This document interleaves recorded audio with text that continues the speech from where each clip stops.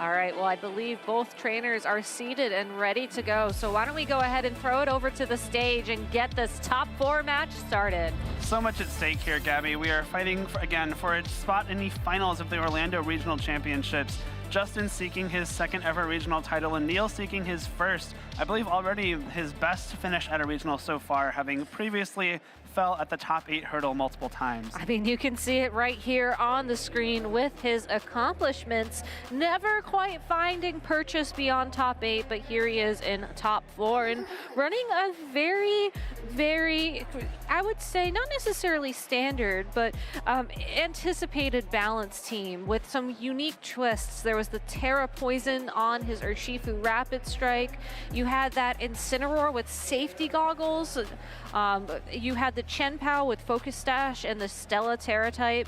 Really a lot of little twists that just keep his opponents guessing. I do think this, if you just look at the 6 Pokemon listed, is a pretty, basic standard balance team, like you said, but I don't even think that's necessarily a bad thing, right? This is the standard because it's so good. And of course, like you pointed out, there are some cool techs that Neil has on this team. Terra Water Rillaboom, not something we see super often. Stellar Terra Chien Pao, something we saw in Neil's top 8 match to boost the power of all 3 of its different type attacks. We got Ice, Dark, and Fighting, which is really, really good coverage.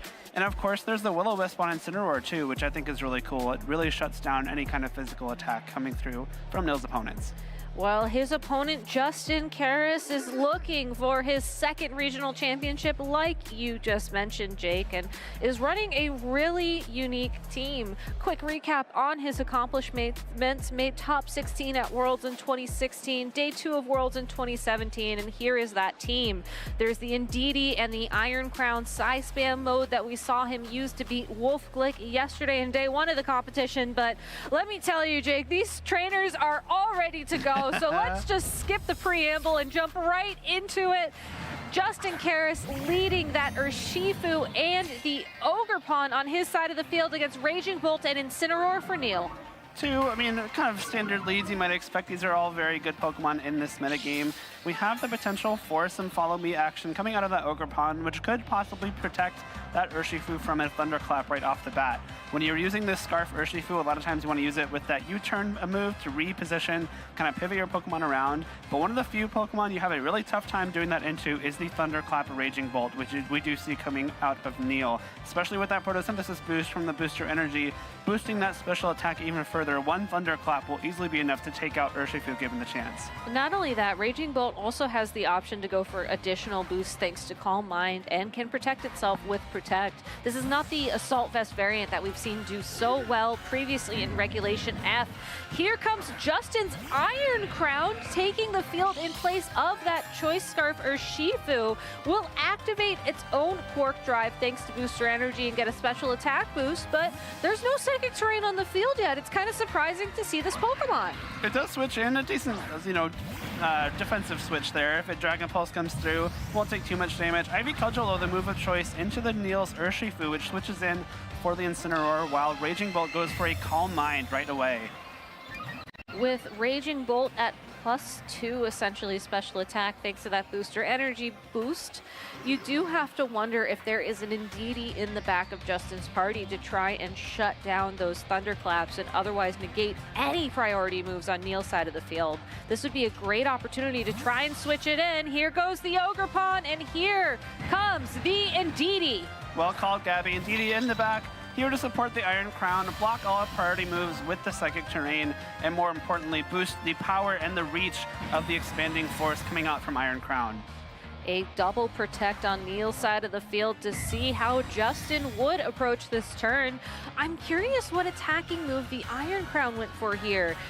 Justin confirms it was Expanding Force, the attack of choice, which makes a lot of sense as it would have done super effective damage to the Urshifu and a good chunk of damage to that Raging Bolt, despite the Calm Mind. Yeah, this Calm Mind could prove problematic because even though the Iron Crown is set up very well with that Booster Energy, with the Psychic Terrain up, the boosted special defense on the Raging Bolt will allow it to take a couple attacks and not necessarily have the chance to swing at this Iron Crown right away, thanks to the possibility of a Follow Me coming out from Indeedee. Neil switching in the Rillaboom to remove the Psychic Terrain from the field as well. So now those expanding forces will no longer be a double targeting move. Indeedee, though, also will switch out for the Urshifu on Justin's side of the field. Expanding force, single target into that Raging Bolt does a good amount of damage. Dragon Pulse into that Scarf Urshifu, though, is a one-hit knockout. Big one-hit knockout there. Urshifu not known for having a great special defense stat, and thanks to the +1 special defense from Calm Mind and the photosynthesis boost from the booster energy, a clean one-hit KO. However, I don't know that that's terrible for Justin because he does get this immediate swap back to Indeedee. A great Rillaboom switch in from Neil there to cancel out the Psychic Terrain, but now that you have Indeedee back on the field, Psychic Terrain goes right back up. No fake outs, no thunderclaps, no grassy glides with priority on this turn, and Iron Crown does still have the chance to start throwing out some boosted expanding forces. Unfortunately for Justin, Neil can also very easily just swap out the Rillaboom and bring it back in to reset grassy terrain, so terrain control is going to be a very important factor in this matchup. Yeah, but if you had to choose between losing your Ogerpon Hearthflame and your Urshifu, I would think losing the Urshifu, staring down a Raging Bolt and a Rillaboom in particular, is the better trade for Justin. That all being said, the Rillaboom will leave the field for Neil, and Indeedee sticks around with a helping hand for its partner, that Iron Crown. Expanding Force does not affect Incineroar, but will get a boost from terrain, will connect with the Raging Bolt, but falls short of a knockout. Dragon Pulse in return, it's not very effective, doesn't do a lot of damage, but still, Raging Bolt is on its final turns. Well, a great play from Justin there too, and knowing that he might have the chance to get this huge expanding force off. With this Raging Bolt being so bulky and having the +1 special defense boost, you needed to find at least one time where you could go for that big expanding force. Neil had the option to protect that turn and possibly bring the Incineroar in to re-swap the Rillaboom back in on this coming turn and get rid of that Psychic Terrain, but Justin took great advantage of the fact that Psychic Terrain is still up. He still has the chance to go for that big expanding force, and it pays off. The Dragon Pulse still doing under half to Iron Crown means it's still in a pretty strong position here, and considering the Incineroar actually does not carry Flare Blitz, knockoff is the only move of option, and the item is already gone from the Iron Crown, so the knockoff damage will not be boosted. Protect on the Iron Crown this turn means it won't be taking damage from the Dragon Pulse from that Raging Bolt. Indeedee has access to one attacking move, and it is going to be enough to deal that little bit of damage to pick up the KO onto the Raging Bolt. Incineroar now tries to go for a parting shot into the protecting Iron Crown. Huge turn from Justin there. The Raging Bolt is now just gone. Iron Crown protects itself from that parting shot as well, so it stays at the neutral special attack, and again, still boosted from that booster energy. Rillaboom does now come in, so you have the option for Fake Out because Psychic Terrain is gone. You have the option to pivot that Incineroar out and preserve another Fake Out for later on. And of course, you have the option to damage this Iron Crown now with a combination of Fake Out and knockoff. But again, Gabby, the Indeedee is also still right there, so this Iron Crown has a lot of protection at its side. It does, but it can't necessarily go for Expanding Force at its full power because of the loss of the terrain. I think it still is the optimal attacking move for this Iron Crown, though, because you want to deal a ton of damage to that Rillaboom. Tachyon Cutter's not going to cut it, and you can't necessarily Terrastalize into a water type for Terra Blast when you're staring down a Rillaboom. Especially because I think you really want to save your Terrestrialization for this Ogerpon in the back if you're Justin. That fire type Ogerpon with the attack boost now should be able to outspeed pretty much everything Neil has left and fire off some very powerful attacks. But we have no Terrestrialization from the Ogerpon. It will be this Iron Crown. It is a risky Terrestrialization if Neil went for any grass type attacks into the now water type Iron Crown. But first, we also see Neil's Terrestrialization. It's going to be the ghost type Incineroar to avoid the Terra Blast. That's a really cool matchup quirk there, because your Incineroar now is no longer weak to the Terra Blast coming out from this Iron Crown. No helping hand though, Indeedee goes for Follow Me, making sure no damage will be dealt to the Iron Crown on this turn as it goes straight for that Terra Blast. You have to imagine that it was meant for the Incineroar as it is, and a smart Terrestrialization from Neil there. As we see, it may have just been KO'd by that Terra Blast. Woodhammer from that Rillaboom, though, with a critical hit as well, is able to knock out the Indeedee in one hit. And now this poor Iron Crown is stuck on the field. It will have its special attack lowered thanks to the parting shot. and it's staring down a Rillaboom. This is not a good place for Justin to find himself. Yeah, rough critical hit there. I think one Wood Hammer, usually not enough to KO an Indeedee from full HP, and the parting shot would have been redirected into that slot. Importantly, keeping the Indeedee around and also keeping the Iron Crown special attack at neutral. It is a water type, so you are going to be resisting Surging Strikes, which is a nice little boon for this Iron Crown, but unfortunately you are now weak to the grass type attacks coming out of this Rillaboom. Ogerpon on Justin's side of the field is going to be his final Pokemon and does have access to its own Wood Hammer, which would do significant damage to the opposing Urshifu. But I think the bigger question for Justin is, how do I power through the opposing Rillaboom? Rillaboom and this Incineroar in the back.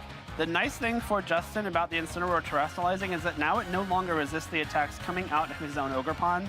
So you are going to have the chance to swing at it with something like a Wood Hammer that is boosted by this grassy terrain now, notably. And of course the Ivy Cudgels with that boosted critical hit rate. I do think Justin still has a way into this game because Expanding Force, even without the terrain boost, even at -1 special attack, will do a lot of damage to this fighting type Urshifu. Incineroar taking the field for the Rillaboom, going to bring with it that Intimidate to lower the Ogerpon's attack by 1 stage. Whether or not this will make a deal with this turn, we will have to see as Urshifu locks in Protect. Iron Crown goes for a Protect as well, so it's just this Ogerpon that will be attacking this turn. Ivy Cudgel into the Incineroar, does not get the critical hit and does fall short of the knockout. Knockout not coming through is huge for Neil because now he has the option to go straight for a fake out with this Incineroar, make sure that either the Iron Crown or the Ogerpon is not able to fire off an attack on this coming turn, which will be very great for the Urshifu. You get the Intimidate off as well, which will mitigate damage coming out from this Ogerpon, which is now at -1 attack. Cannot terrestrialize to get that Embody Aspect boost, and now you have a chance at possibly surviving something like a Wood Hammer in this grassy terrain with your own Urshifu. Justin is in a tough spot indeed, and even if you wanted to try and Spiky Shield this turn so that you wouldn't flinch from the fake out, you do have to remember that Urshifu's Unseen Fist ability allows it to attack through any protecting moves. We see that Spiky Shield from Ogerpon though, which means it will not flinch this turn. Fake out going into that protecting Pokemon. The Incineroar going to take a little bit of damage in recoil. The big question here though is, who did Urshifu target down? It is that Ogerpon. It takes 1 hit. It takes 2 hits. Oh, this is gonna be so close. Will it close. be able to hold on through a third? It is just barely able to hold on. Iron Crown now expanding force into that Urshifu, also falling short of the KO. The combination of losing Psychic Terrain and the parting shot just barely enough to keep Urshifu around. That is a game-sealing turn for Neil. The Pokemon advantage is too high, and this Ogerpon has no access to priority moves that could possibly save it from an Aqua Jet coming out from the Urshifu on Neil's end. Aqua Jet taking down Ogerpon will mean that the Iron Crown is left all alone, and it can possibly even just get parting shotted again on this turn to get that special attack down even further. Of course, the Rillaboom remaining in the back for Neil has those super effective grass type moves, so it looks like Neil has set himself up very nicely to take this first game. Aqua Jet connects for the knockout, and just like you said, Jake, it looks like Neil will win this game number 1.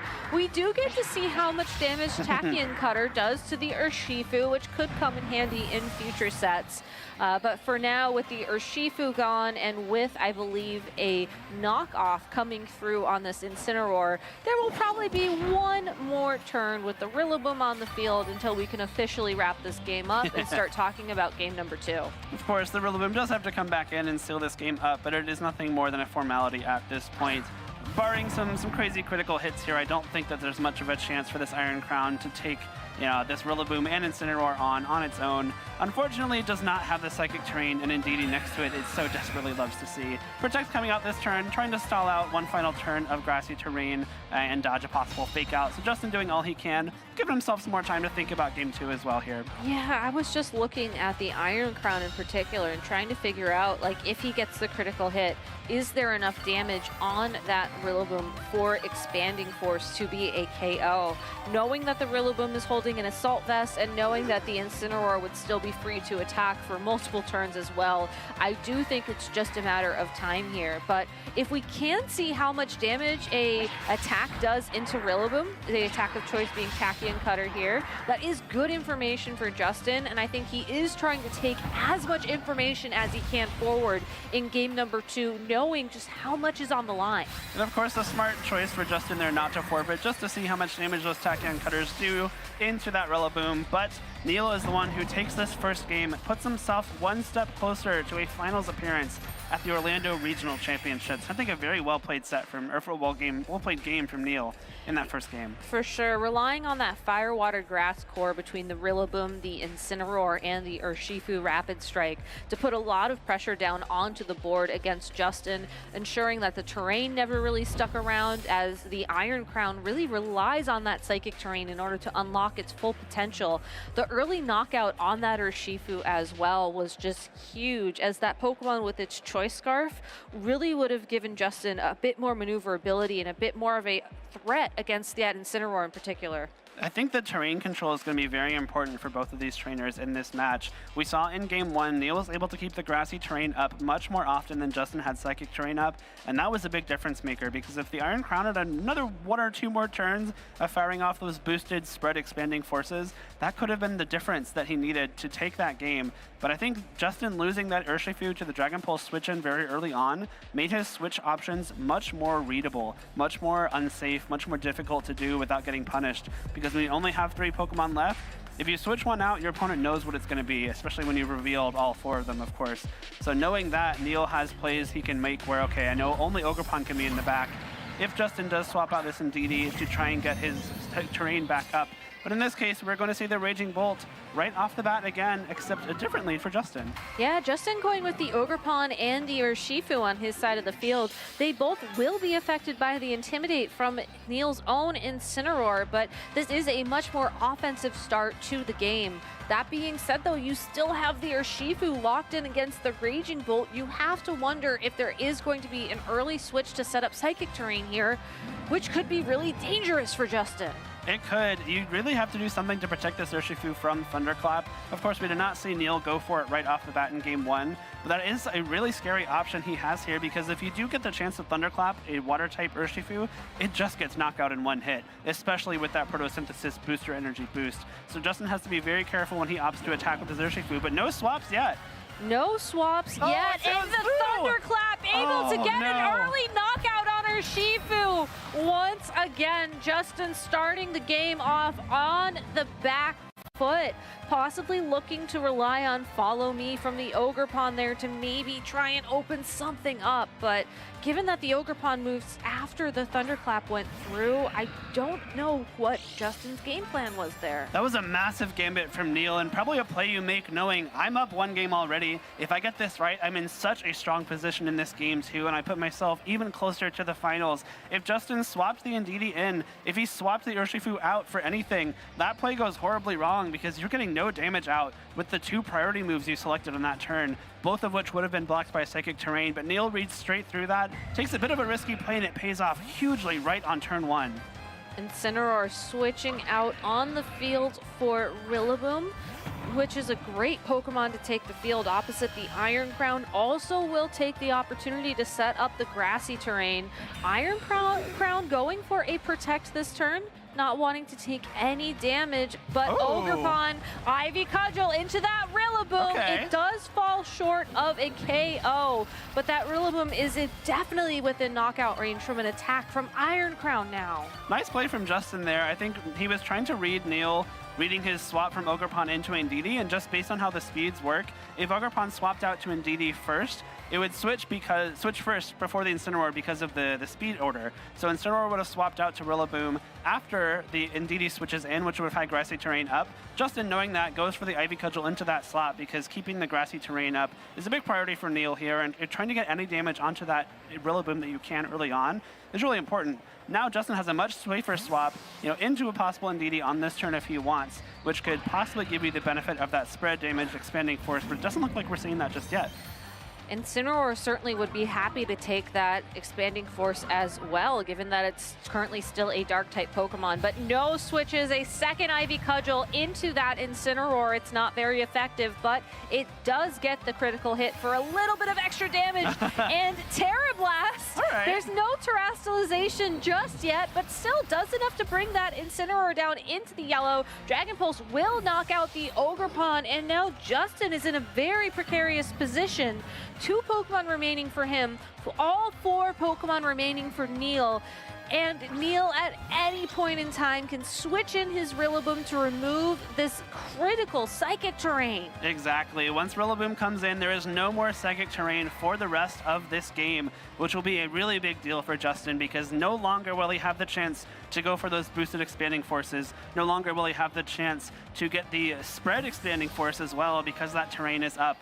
Incineroar switches out, Rillaboom comes in, Psychic Terrain is now gone. It is Justin's Indeedee and Iron Crown versus the world, and Rillaboom has just set up the Grassy Surge.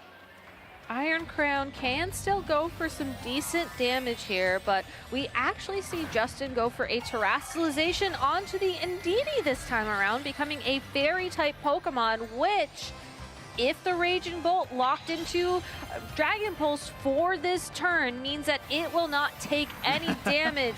No redirection. Terra Blast is enough to pick up the KO onto that Rillaboom. Indeedee now free to go for an attack, as it's not going to take damage from the Dragon Pulse that did target down that slot. Terra Fairy boosted Dazzling Gleam, single target into that Raging Bolt, does more damage than you'd think. I'm loving these normal type Terra Blasts. They're actually a bit of a big deal for Justin here. That neutral damage into Incineroar paying off, and of course getting the KO on that Rillaboom without having to worry about the resisted or immune damage from Expanding Force or Tachyon Cutter.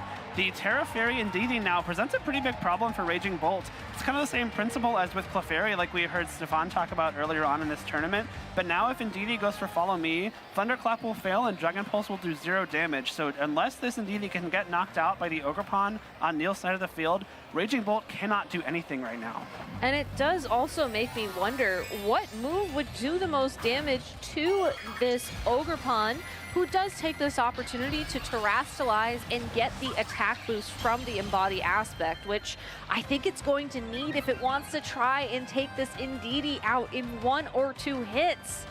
It really does. Helping Hand comes through here. No Follow Me, because Justin knows this Raging Bolt can't do much damage anyway. Ivy Cudgel comes straight through from Neil's +1 attack Ogerpon into the Indeedee on Justin's side of the field for a huge 1-hit KO with Ivy Cudgel. With Indeedee gone, it is just the Iron Crown remaining for Justin. Will have the opportunity to go for Expanding Force this turn, and it actually falls short of a KO onto the Ogerpon without the Psychic Terrain. It might be too little too late, though, as now without the threat of redirection anymore, this Iron Crown can be hit by Dragon Pulses, it can be hit by Thunderclaps, and Neil is now moving on to face Wolfglick in the finals here of the Orlando Regional Championships. Justin had so many opportunities to fire off attacks in the whole 2 games we saw played out during that set. Unfortunately, so many times Neil did not allow him to have the Psychic Terrain up, which meant that the Expanding Force, the Tachyon Cutters, all of them just barely did not cut it. And the huge Terastallization there coming out from the Ogerpon in the very end of that second game, enough to KO the Indeedee in 1 hit and re-unlock that Raging Bolt to go for some Calm Minds, finish up the game against this Iron Crown itself if Ogerpon wasn't able to. Yeah, it's always a tough battle when you have those terrains in play, because it comes down to just which Pokemon switches in when and that turn order. And I think Justin made a very smart move in this game number 2, where he tried to keep the Indeedee as one of the last possible Pokemon. But thanks to that early, again, the early knockout on that Urshifu, was just forced to play on the back foot and just could not quite find the advantage, despite the fact he came so close. Urshifu really just did nothing this entire match, Gabby. Yeah. Unfortunately for Justin, it's a really nice source of damage for this team, but Neil played so well around it, catching him with that Dragon Pulse in game 1 and just wiping it off the field in turn 1 of game 2 with that Thunderclap. Again, a play that was a big risk considering there are so many things that could have happened for that Thunderclap to not go through, but Neil reading right through it, thinking Justin would not swap that Ndidi in immediately, getting himself a huge advantage at the start of game 2 that Justin just couldn't recover from. Yeah, but I mean, shout outs to Justin for getting Ndidi Iron Crown so far in this final Regulation F tournament. I think a lot of people counted these two Pokemon out very early on in the format, and it just goes to show, you know, when you're piloted by a very powerful trainer, when you're able to find those moves and those plays. I mean, who would think of using Terra Blast on an Iron Crown without the Terastallization? That feels like a Porygon 2 play, right? Exactly. I think Porygon 2 is the only thing I've ever seen do that. Yeah. Like 2 actual good effects. Yeah, so congratulations to Justin for making it to top 4 of this regionals, but there's only one more match remaining, and it is going to be Wolf Glick versus Neil Patel for the title of your 2024 Orlando Regional Champion. It's going to be a great match too, Gabby. Yeah. We've seen some fantastic Pokemon all day. Neil has won 2 great matches on stream already in Top Cut, and we'll look to play a third to take down the reigning champion here. Wolf looking to make even more history. He's already won the most regionals of anyone in VGC history, but looking to add to that score of 8, make it a 9th regional win, which would be absolutely crazy, and of course be our first double regional champion of the year.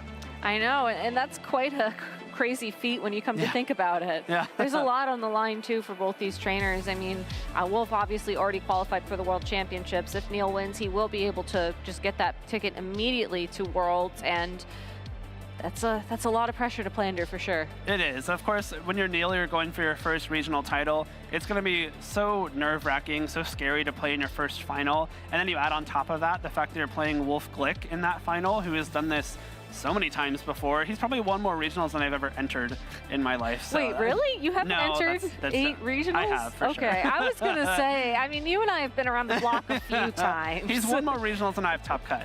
There we go. Yeah, that's a true statement for me as well. Yeah, so, I mean, it's going to be an uphill battle, really, for both players, because Neil is playing some fantastic Pokemon this weekend, but it's going to be really, really cool to see how they opt to switch up their strategies, because I'm sure at this point, you know, both of their teams are somewhat well known in terms of standard compositions, and at least they've played on stream a few times, and maybe they've got the chance to kind of watch their opponents play. So seeing how they tackle this great opposition in the finals will be really interesting. For sure. So we're going to take a quick break while we set up this incredible finals match here in Orlando, so please stay tuned.